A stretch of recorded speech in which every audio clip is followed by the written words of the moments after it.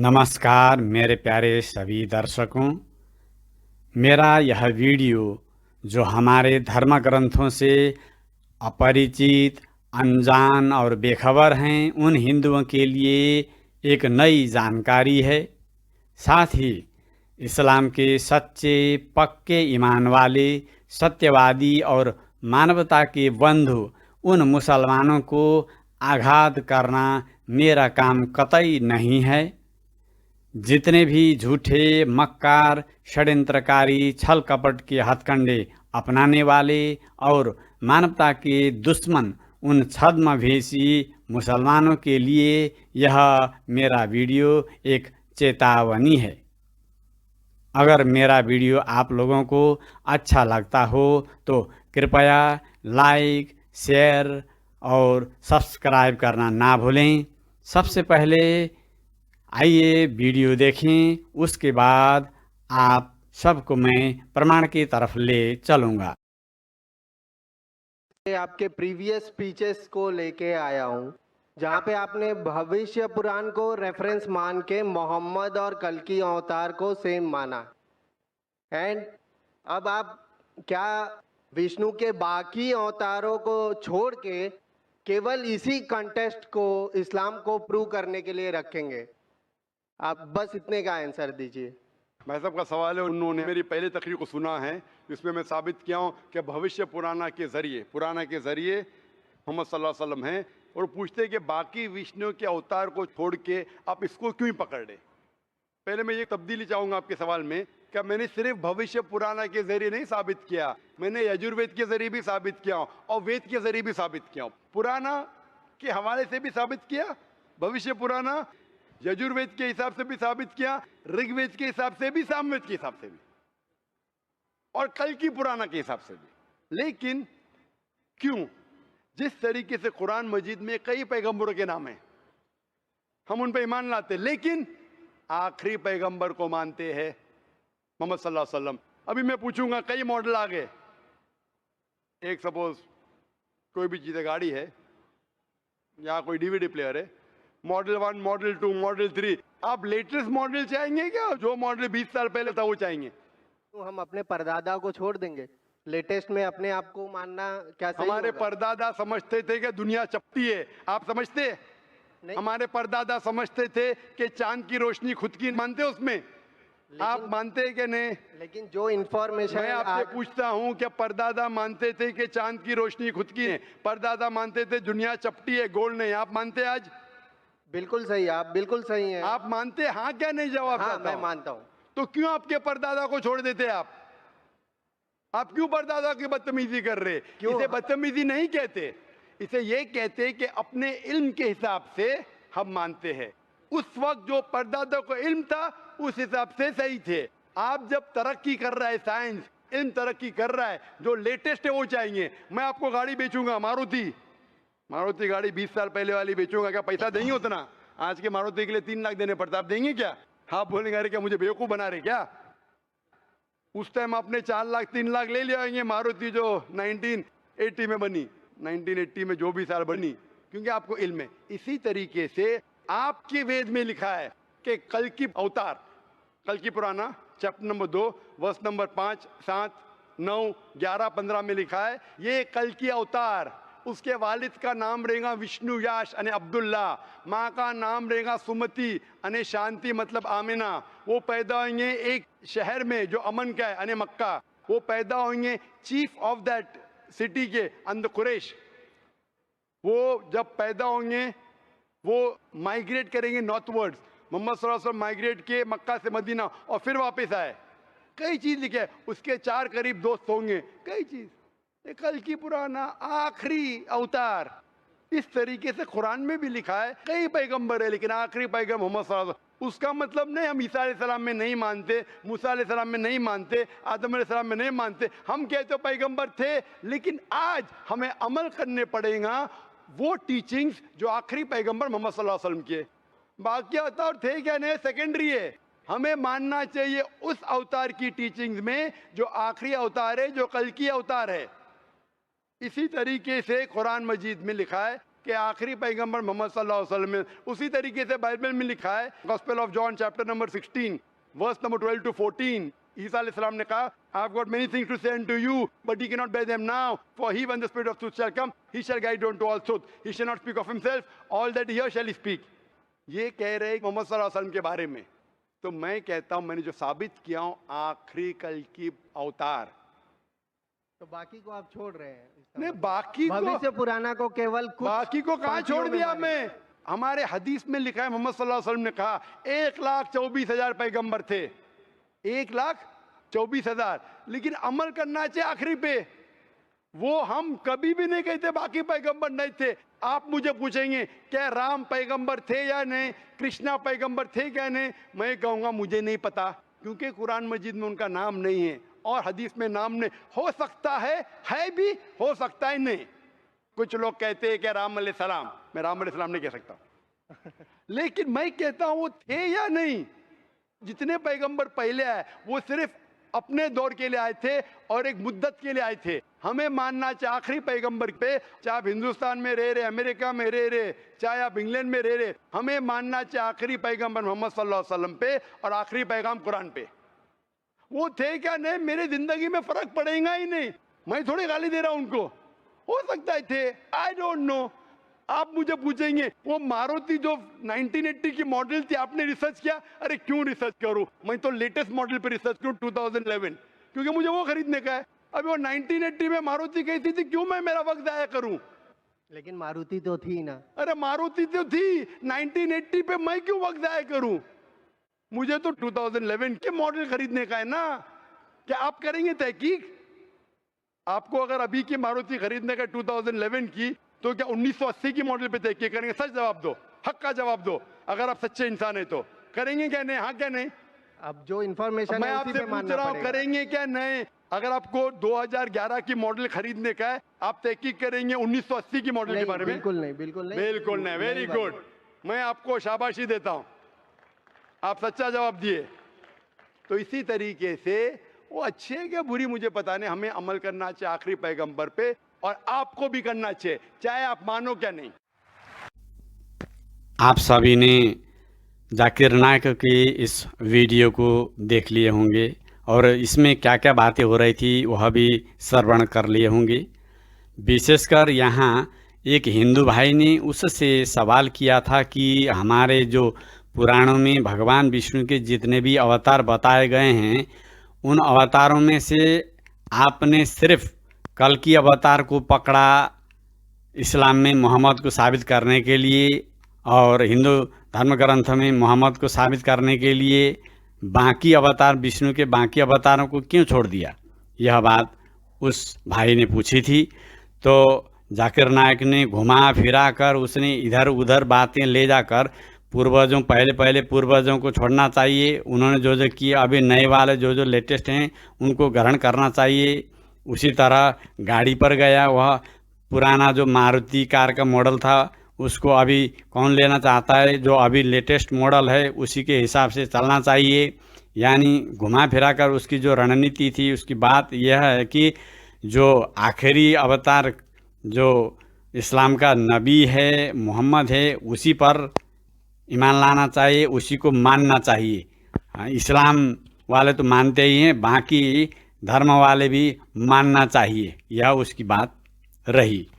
तो अब आइए, मैं सबसे पहले आप लोगों को यह बताना चाहता हूं, जितने भी देख रहे हैं यह मेरा वीडियो, चाहे हिंदू भाई बंधु हैं चाहे इस्लाम वाले भाई बंधु हैं, मैं यहाँ पर एक बात स्पष्ट करना चाहता हूँ कि भविष्य पुराण में, यह राह मैं आप लोगों को दिखा रहा हूँ, भविष्य पुराण का प्रतिसर्ग पर्व का खंड 3 का अध्याय 3, इस अध्याय में कुल 33 श्लोक हैं।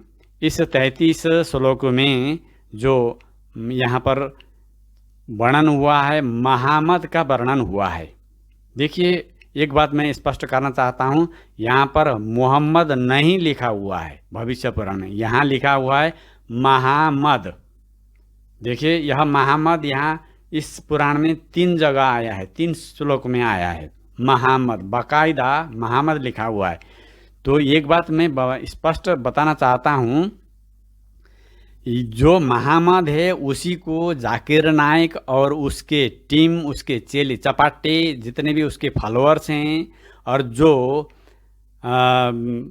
ऐसे हथकंडे अपनाते हैं, उन लोगों को अगर महामद ही मुहम्मद है यह लगता है, यह मान लेते हैं, तो भाई मुबारक हो आप लोगों को। मैं तो बहुत बहुत दिल से मुबारकबाद देता हूँ।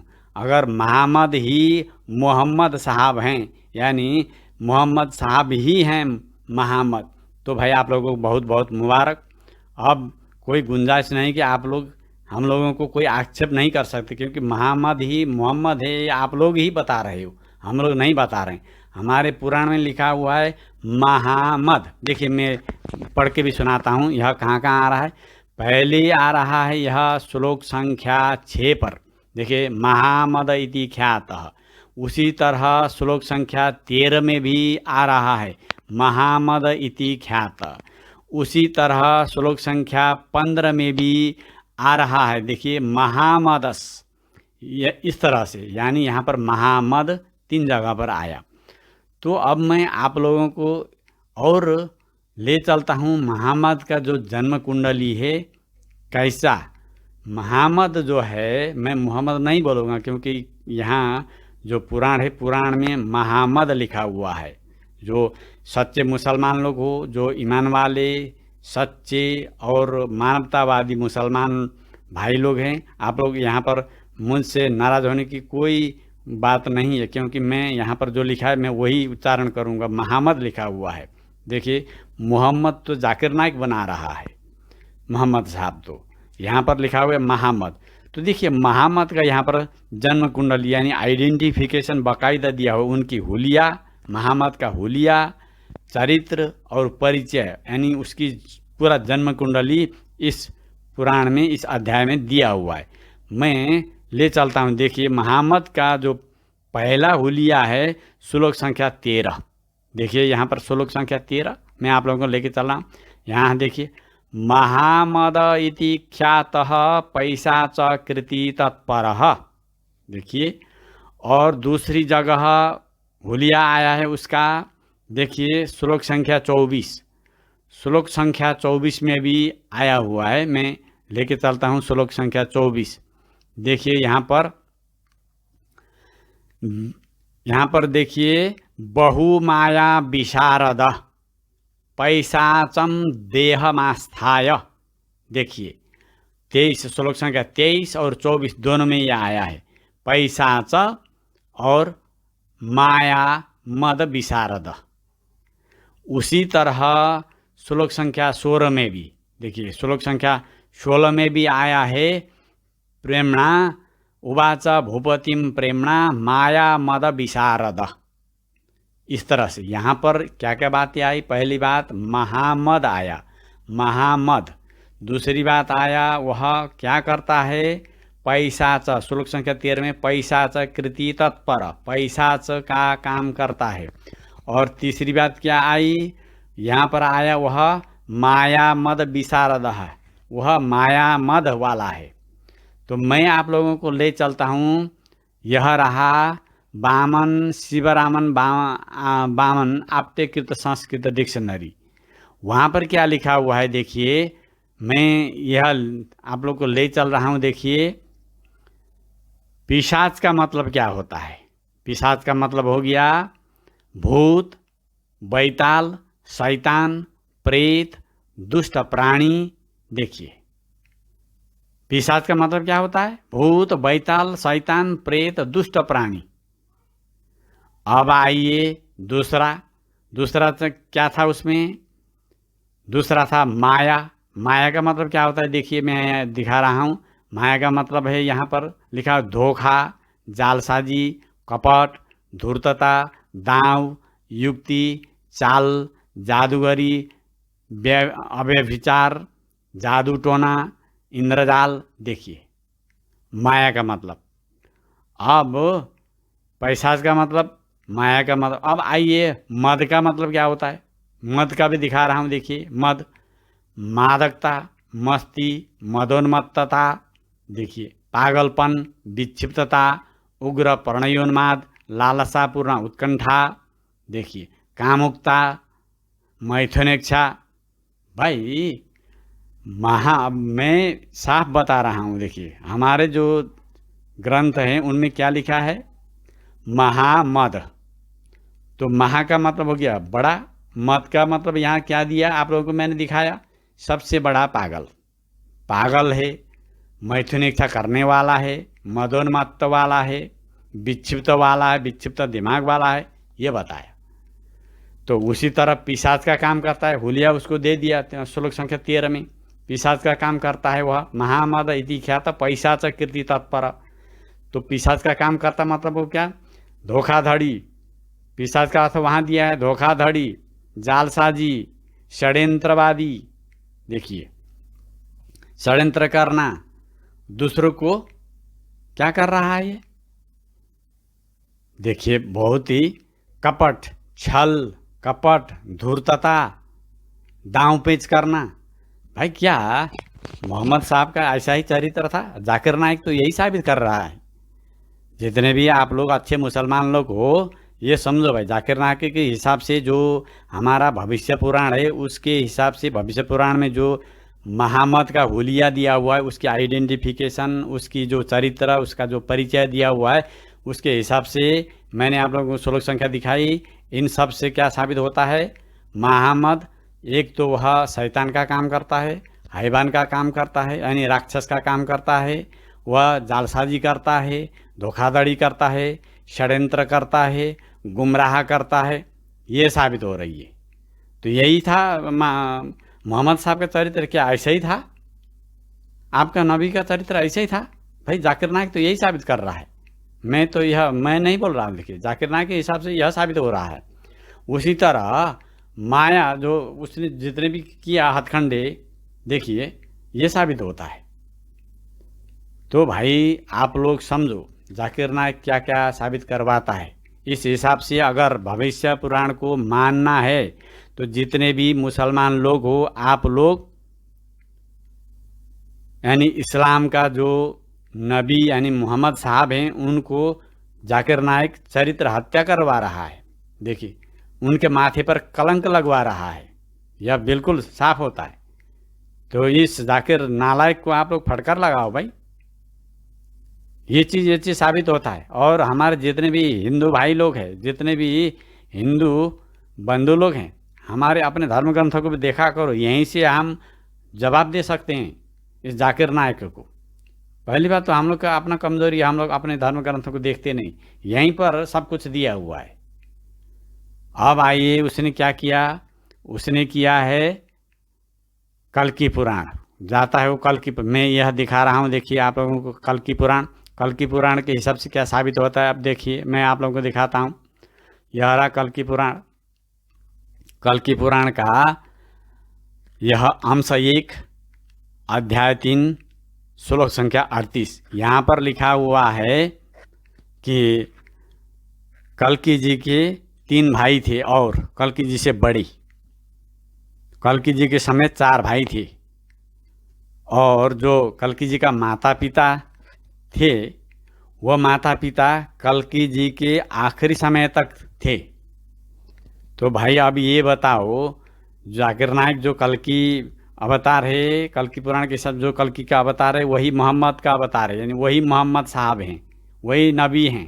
तो जो कल्कि पर घटित होती है जो कुछ भी, वही मोहम्मद साहब पर घटित होती है। जो मोहम्मद साहब पर घटित हुई ये घटनाएं सब कल्कि पर होती है, ये बात वो साबित करवा रहा है। तो इसका मतलब जो कल्कि ने किया वही मोहम्मद साहब ने किया का मतलब इस हिसाब से यहाँ पर देखिए कल्कि जी के 3 भाई थे और कल्कि जी के माता पिता उनके आखिरी समय तक थे। तो भाई यह बताओ, जो मोहम्मद साहब के माता पिता जी थे वे तो पहले गुजर चुके थे, हाँ, उनकी परवरिश भी, मोहम्मद साहब का परवरिश भी उनके चाचा के यहाँ हुआ है। तो भाई ये साबित होता है माता पिताजी जो हैं कल्कि जी का, वो तो आखिरी समय तक थे। भाई मोहम्मद साहब तो यतीम बने थे, पहले उनके माता पिता तो पहले गुजर जाने की वजह से उनका परवरिश तो किसने किया, उनके चाचा ने किया। देखो भाई ये जाकिर नायक क्या क्या साबित करवाता है, ये समझ मिल रहा है इसमें। देखिए ये बातें साबित तो होना पड़ेगा ना, जो जाकिर नायक करवा रहा है, मैच होना पड़ेगा ना, ये सब बातें मैच हो रहा है। दूसरी बात देखिए, कवि जी के जो 3 भाई थे उनसे बड़े, कवि जी सबसे छोटे थे, उनके भाई के नाम दिया हुआ है। देखिए ये श्लोक संख्या 38 में, कविम प्राज्ञम सुमंतुंचा, यानी कवि, प्राज्ञ और सुमंत्र, ये 3 उनसे बड़े भाई थे। देखिए यहाँ पर तो भाई मोहम्मद साहब के कितने भाई थे ये बताओ, जाकिर नायक साबित करना पड़ेगा ना भाई। मोहम्मद साहब के कितने भाई थे ये बता भाई।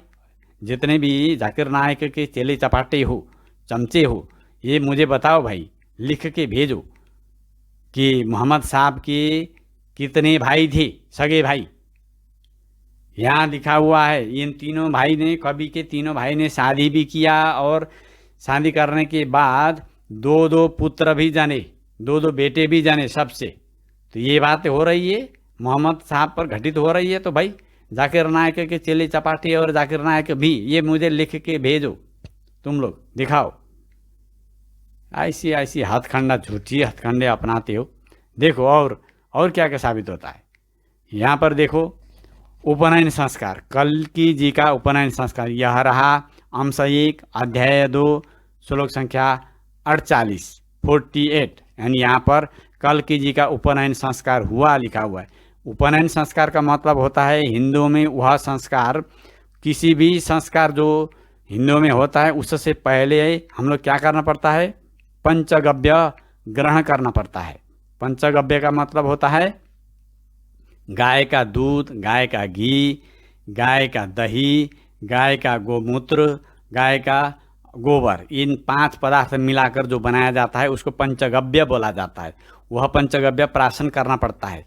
तो यहाँ कल्की जी जब उपनयन संस्कार के लिए बैठे थे तो यहाँ पर पंचगव्य प्राशन किया। इसका मतलब क्या हो गया, कल्की जी ही, जाकिर नायक के हिसाब से कल्की जी ही मोहम्मद है, का मतलब मोहम्मद साहब का उपनयन संस्कार हुआ। उपनयन संस्कार में जब मोहम्मद साहब बैठे तो गोमूत्र भी ग्रहण किए, उन्होंने गोमूत्र भी पिया। देखो भाई इस्लाम में भी मोहम्मद साहब ने गोमूत्र पिए, ये कल्की पुराण के हिसाब से यह बात है, मैं रेफरेंस भी दे रहा हूँ। अब देखो उपनयन संस्कार उसको बोला जाता है जो पुरोहितों को घर में बुलाकर वेदों का पाठ करके, हवन करके जनेऊ धारण करवाना, इसको बोलते हैं उपनयन संस्कार। तो कल्की जी का उपनयन संस्कार हुआ, यहाँ बाकायदा लिखा हुआ है श्लोक संख्या 48 में। तो इसका मतलब जाकिर नायक के हिसाब से मोहम्मद साहब का उपनयन संस्कार हुआ, उनका भी मुंडन, उनका भी बाल का मुंडन किया गया, उनकी चोटी रखी गई यानी सिखा रखा गया, और उनको जनेऊ भी धारण करवाया गया। इस हिसाब से क्या हो गया, जाकिर नायक के हिसाब से कल्की पुराण को अगर मानते हो तो मोहम्मद साहब पक्के हिंदू साबित हो गए। यही हुआ ना, यह संस्कार तो हिंदुओं का है भाई। जब कल्की ही मोहम्मद हैं तो समझ गए हो ना, जितने भी मुसलमान लोग यह देख रहे हो।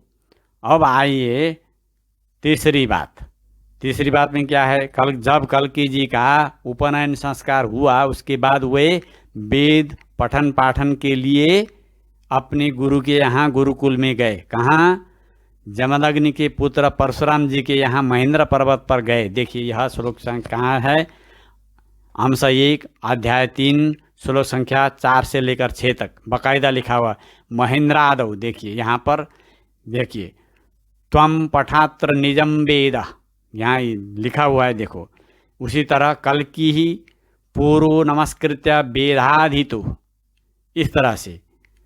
तो यहाँ पर देखिए समाधित्य जामदग्न्यात, यानी बाकायदा लिखा हुआ 4 से लेकर श्लोक संख्या 6 तक। कल्की जी परशुराम जी के यहाँ जाकर वेदांग अध्ययन किए। तो इसका मतलब क्या हो गया, जाकिर नायक के हिसाब से, उसके चेले चपाटे के हिसाब से कल्की जी ही मोहम्मद है, तो मतलब मोहम्मद साहब परशुराम जी के यहाँ जाकर वेद का अध्ययन किए। देखो भाई वेद अध्ययन कौन करता है, मुसलमान लोग तो करते नहीं। यह संस्कार किसका है, हिंदुओं का। तो जब मोहम्मद साहब ही वेद का अध्ययन किए का मतलब वह तो पक्का हिंदू हो गए, ये साबित हो गया ना। जाकिर नायक के हिसाब से मोहम्मद साहब पक्के हिंदू साबित हो गए। वेद कौन अध्ययन करता है? तो अब आइए तीसरी बात में देखिए, यहाँ पर लिखा हुआ है, यह रहा अंश 1, यह कल्कि पुराण का अंश 1 अध्याय 4 श्लोक संख्या 14। यहाँ पर क्या लिखा है? कल्किरुवाच वेदा मामीश्वरम प्राहुरव्यक्तम व्यक्तिमत परम। तो यहाँ पर कल्कि जी जब परशुराम जी के यहाँ वेद अध्ययन किए, वेद अध्ययन करने के बाद, वेदांग सब कुछ अध्ययन करने के बाद वापस अपने जन्मस्थली आ गए। जन्मस्थली आकर अपने परिजनों के साथ, अपने प्रजाओं के साथ खड़े होकर सीना ठोक कर कहते हैं, क्या कहते हैं? वेदा मामीश्वरम, यानी वेद ही मेरे ईश्वर हैं। तो जाकिर नायक के हिसाब से क्या हो गया? कल की पुराण में जो भी बातें लिखी गई है मोहम्मद पर लागू होती है। मोहम्मद कल की ही मोहम्मद हैं का मतलब मोहम्मद साहब ने परशुराम जी के यहाँ वेद अध्ययन करने के बाद आकर अपने परिजन यानी मक्का मदीना में अपने कबीलों के साथ, अपने परिजनों के साथ खड़ा होकर, मक्का मदीना की जो किबला है वहाँ पर खड़ा होकर सीना ठोक कर क्या कहे? वेदा मामीश्वरम, वेद ही मेरे ईश्वर हैं। देखो भाई, जाकिर नायक के हिसाब से तो ये मैच होना पड़ेगा ना, ये साबित होना पड़ेगा ना। मोहम्मद साहब ने वेद अध्ययन करके आकर वेद ही मेरे ईश्वर हैं यह कहा। यह कौन कहता है? यह तो जो सनातनी है, जो हिंदू है, वही कहता है, वही वेद अध्ययन करता है। तो यहाँ पर क्या साबित हो गया? जाकिर नायक के हिसाब से मोहम्मद साहब ही पक्का हिंदू, यानी उन्होंने वेद का भी अध्ययन किया, आकर वेद ही मेरे ईश्वर हैं ये भी बोला सबके सामने, वहाँ जो मक्का मदीना है वहीं पर खड़ा होकर। तो वहाँ के जितने भी थे उन्होंने सुने। तो भाई देखो, जाकिर नायक के हिसाब से ये सब साबित होता है। तो अगर जाकिर नायक यही साबित कर रहा है तो इसका मतलब क्या हो गया? मोहम्मद साहब पक्के हिंदू हैं और आप लोग जितने भी मुसलमान लोग हो तुम पूरे मोहम्मद साहब के खिलाफ हो, इस्लाम धर्म अपना रहे हो। मोहम्मद साहब जाकिर नायक के हिसाब से प्योर हिंदू, आप लोग प्योर मुस्लिम। तो बिल्कुल विपरीत, यानी बिल्कुल खिलाफ, अपने नबी के ही खिलाफ। तो कहाँ जाओगे? इसके हिसाब से, जाकिर नायक के हिसाब से आप लोग जन्नत तो जाने वाले नहीं हो। इसके हिसाब से तो सब जन्म के आग में जलने वाले हो। यही साबित होता है भाई जाकिर नायक के हिसाब से। तो देखो भाई, मैं बताना चाहता हूँ जितने भी हमारे हिंदू जो अपने धर्मशास्त्र को पढ़ते नहीं, वो लोग अपने धर्मशास्त्र को पढ़ो, जानो। ऐसे जो झूठे हथकंडे अपनाते हैं, ऐसे जाकिर नायक जैसे मक्कार इंसानों को जवाब देना चाहिए। और जितने भी अच्छे मुसलमान लोग हो, सत्यवादी हो, जो भी मानवता के बंधु, जितने भी अच्छे मुसलमान लोग, आप लोग भी इस जाकिर नायक को फटकार लगाओ। यह इस्लाम का भी तौहीन कर रहा है, अपने नबी का भी तौहीन कर रहा है, यानी कलंक लगा रहा है। अपने मोहम्मद साहब के माथे पर भी यह जाकिर नायक तो कलंक का टीका लगवा रहा है। ऐसी ऐसी बातें साबित होती है भाई। यह समझो, सब लोग समझो। ऐसी झूठी और मकारिता का जितने भी कार्यक्रम होते हैं वहाँ पर मत जाओ। अगर जाते भी हो तो पूरे तैयारी के साथ जाओ, मेरा यही कहना है। और अच्छे मुसलमानों के साथ मेरा कोई भी गिला शिकवा नहीं है। जितने भी झूठे हथकंडे अपनाते हैं इन लोगों के लिए यह मेरा वीडियो है। अगर मेरा वीडियो आप लोगों को अच्छा लगता हो तो कृपया लाइक, शेयर और सब्सक्राइब करना ना भूलें। आज के लिए इतना ही।